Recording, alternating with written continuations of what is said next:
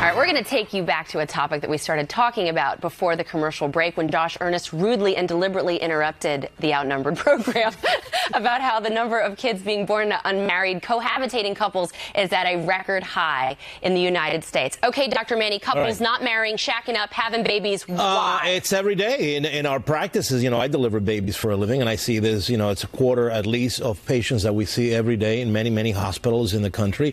Why is it happening? Well, for a lot of times it's cultural. There are many people coming to this country where that is a norm, where people meet, they get together, they want to have a baby, and bingo, they come back here, they don't think about the marriage thing.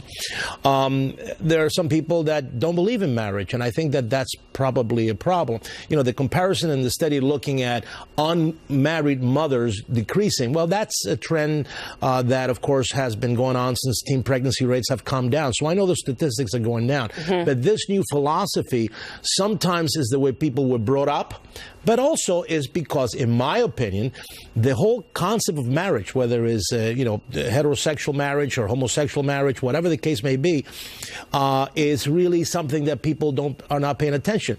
The concept of fidelity is something that is being lost. There was a story in the New York Times the other day that there are buses in France now promoting this website about women, you could have an affair if you're married. And we have that here in the U.S. too. And the French government will all up in arms because, oh my God, under the French Constitution, marriage is something very sacred. Of course, they don't follow it that much anymore. But be that as it may, and people see that as a point of expression, it's not. The whole thing is that marriage into itself has becoming more difficult for people to accept, and I think that that's what we see in these statistics. I think that's absolutely right. And if you look at the statistics, Harris, men specifically are opting out of marriage. I mean, this is a term that's been dubbed by Breitbart as the sexodus. All right, so I get into lots of trouble when I pipe up because I was raised by Shirley and Bob, and this is how they raised me. Oh, Bob and Shirley. I know. I love them. It's all about the milk and the cow. I don't think there's a lot of pressure on men to get married because we are much more sexually free society. In general, if you kind of look historically, well, the 70s were pretty wild. But, I mean, do tell, Harris. I was in grade school, hello.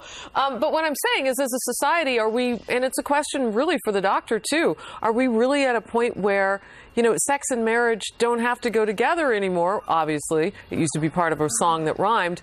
But we've gotten away from that. Guys just don't feel the pressure anymore. Well, and Kennedy, women have been encouraged to give it up, as Harris talks about, freely with the rise of feminism, have sex like a man. So they're doing this, and they're not making the guy step up to put a ring on it. No, and they're sacrificing the integrity of the relationship. I think a lot of times, and maybe that sounds judgmental, I also blame Tinder because I think there are a lot of dudes that don't want to get married because if you're not married, it's not cheating. Am I wrong? You're right.